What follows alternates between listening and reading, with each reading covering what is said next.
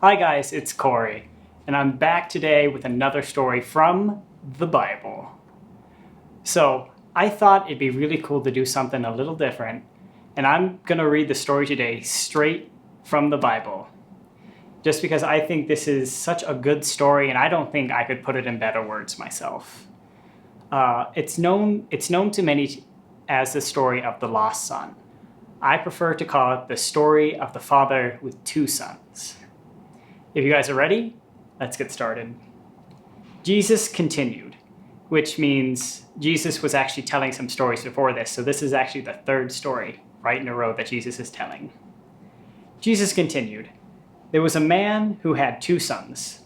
The younger son spoke to his father. He said, 'Father, give me my share of the family property.'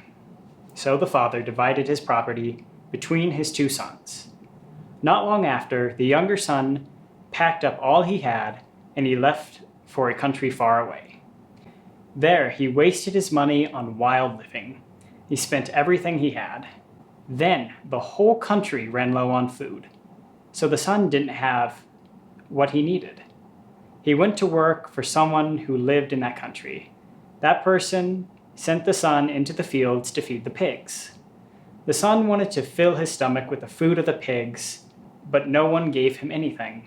Then he began to think clearly again. He said, 'How many of my father's hired servants have more than enough food?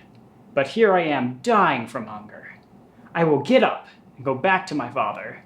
I will say to him, Father, I have sinned against heaven, and I have sinned against you. I am no longer fit to be called your son. Make me like one of your hired servants.' So he got up and went to his father. While the son was still a long way off, his father saw him. He was filled with tender love for his son. He ran to him. He threw his arms around him and kissed him. The son said to him, 'Father, I have sinned against heaven and against you. I am no longer fit to be called your son.' But the father said to his servants, 'Quick, bring the best robes and put it on him. Put a ring on his finger and sandals on his feet. Bring him the fattest calf and kill it. Let's have a feast and celebrate. This son of mine was dead, and now he is alive again. He was lost, and now he is found.' So they began to celebrate. The older son was in the field, and when he came near to the house, he heard music and dancing. So he called one of the servants. He asked him, What is going on?' 'Your brother has come home,' the servant replied. 'Your father has killed the fattest calf. He has done this because your brother is back safe and sound.' The older brother became angry. He refused to go in, so his father went out and begged him. But he answered his father, 'Look, all these years I've worked like a slave for you. I have obeyed all your orders. You never gave me even a young goat so I could celebrate with my friends. But your son wastes your money? Now he comes home, and for him you kill the fattest calf?' 'My son,' the father said, 'you are always with me.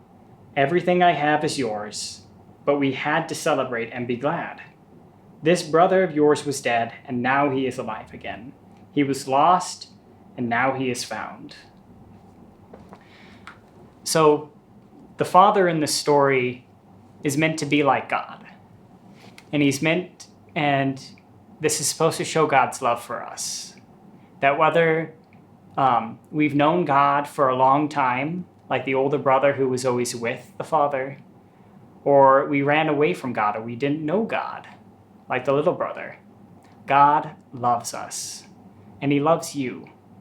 You might have heard us say around Discovery, no matter what you've done or what's been done to you, you are welcome.